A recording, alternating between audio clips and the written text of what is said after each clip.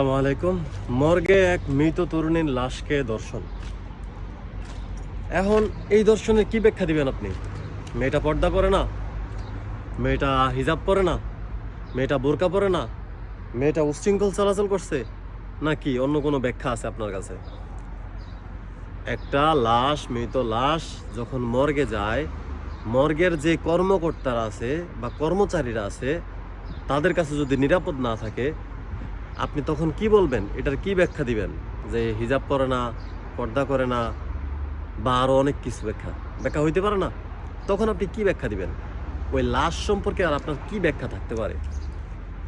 আর একটু স্পষ্টভাবে যদি বলি যে এক পরিবহনকারী যে লাশ পরিবহন করে, ওই লাশ পরিবহনকারী এই কাজটা করছে। এখন আপনার কাছে অনেক হাজার হাজার ব্যাখ্যা থাকতে পারে, কিন্তু আমার কাছে একটা ব্যাখ্যা, সেটা হচ্ছে আমাদের আইন, আমাদের প্রশাসন। আমাদের আইন আজ পর্যন্ত আফিয়ার বিচার নিশ্চিত করতে পারে না, কিন্তু আফিয়ার দেহটা হয়তো বা কবরে নাই।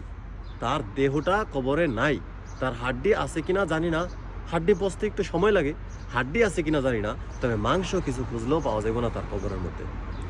90 দিনে বিচার কার্যক্রম করা হওয়ার কথা, কিন্তু এখন প্রায় 6 মাস হয়ে গেছে, 290 শেষ, বিচার পাই নাই, বিচার পাবো না।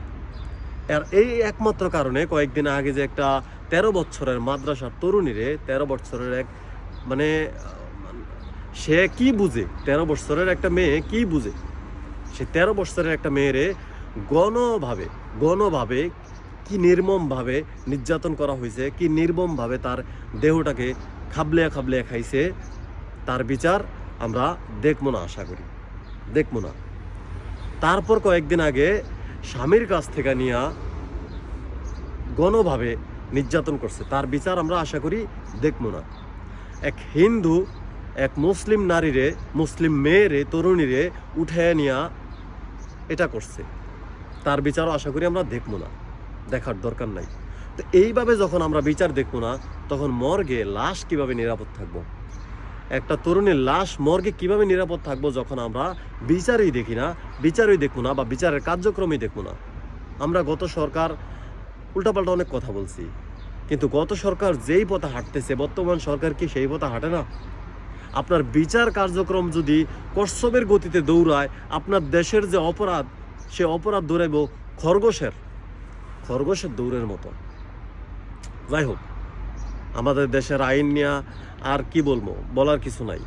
অনেক দেশের আইন দেখতেছি যে একটা ঘটনা অন্তত প্রকাশ্যে ঘটায় যেন অন্যান্য অপরাধীরা শাস্তি পায়, অন্যান্য অপরাধীরা ভয় পায়, কিন্তু আমাদের দেশে এরকম কোনো কিছু দেখতেছি না। এক বিচার হইতে হইতে যে নিরপরাধ, যে বাদী, সে শেষ হয়ে যায়, তার লাশও নাই, পয়সা যায় কবরে। আর যে অপরাধী, সে সুন্দর মতো কয়েক মাস জেলে থাকে, তারপর ওপেনে আবার ঘুরে আবার আরেকটা অপরাধ করে। আমাদের দেশের আইন ব্যবস্থা যদি এইরকম হয়, তাইলে আর বলার কিছু নেই।